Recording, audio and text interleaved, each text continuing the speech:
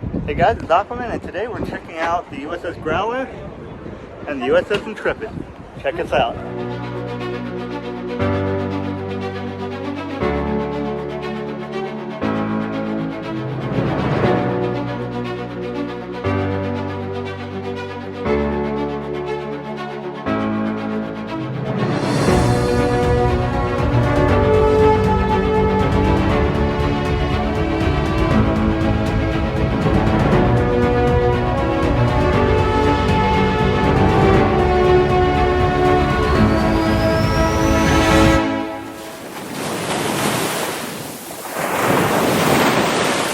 Hey guys, it's the True Aquaman, and today we're going to be exploring the USS Intrepid, which is an aircraft carrier here in New York City.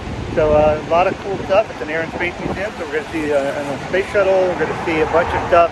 So hopefully you guys have fun. Oh, and also going to be checking out a U.S. submarine called the Growler.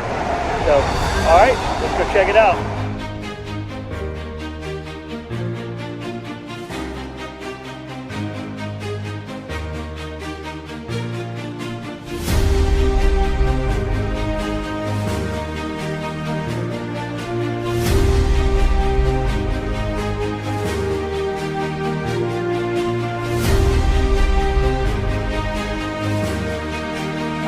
And I'm a tour guide here at the Intrepid Museum. You're about to explore the former USS Growler, a guided missile submarine that served during the Cold War. I'd like to share some background on Growler to prepare you for your visit and give you a better understanding of this submarine's significance. By the time I'm finished, you'll be ready to enter the submarine. Growler served with the U.S. Navy from 1958 through 1964 during the height of the Cold War between the United States and the Soviet Union. Growler represents an early effort by the Navy to use submarines as launch platforms for nuclear missiles. Growler carried 4 Regulus I cruise missiles. The Regulus I missile was essentially a radar-guided jet aircraft that carried a nuclear warhead. Each missile had a maximum range of 500 miles and was powerful enough to destroy an area as large as New York City. Growler was a key part of the United States nuclear deterrence strategy. The United States believed that the threat of nuclear weapons lurking offshore would deter the Soviet Union from launching a strike against the United States. Growler patrolled off the Soviet Union's Pacific coastline, staying hidden below the surface as much as possible. The crew stood ready for an order to fire the submarine's nuclear weapons at targets in the Soviet Union. To launch the missiles, Growler needed to be on the surface like it is right now. The missiles had to be unloaded and launched one by one.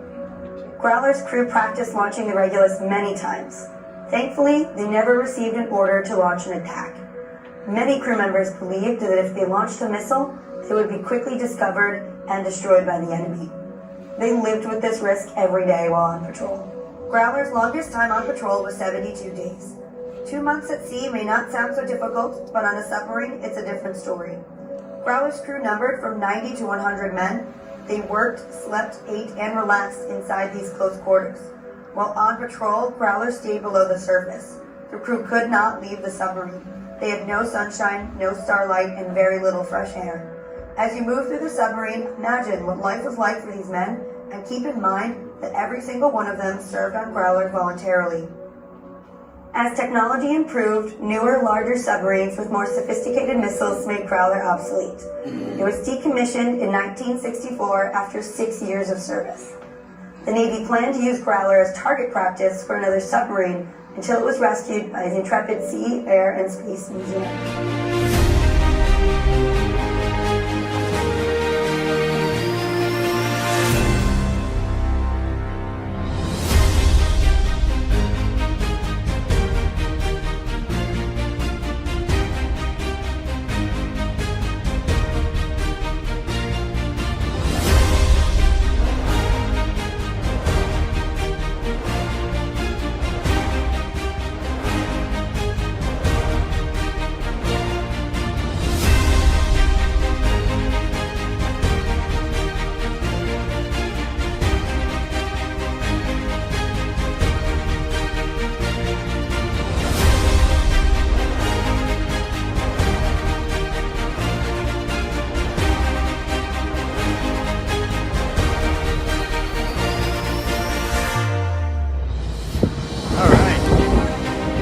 USS Intrepid.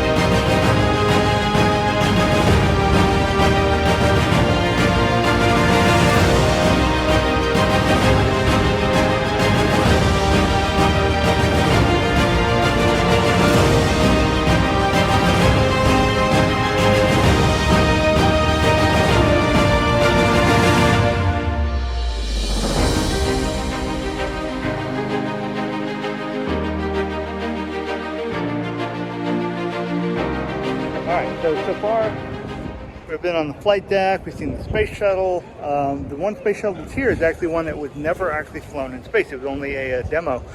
used for different testing. So, but yeah, pretty cool lineup of aircraft, including an SR-71 and an F-14 Tomcat. Go Top Gun!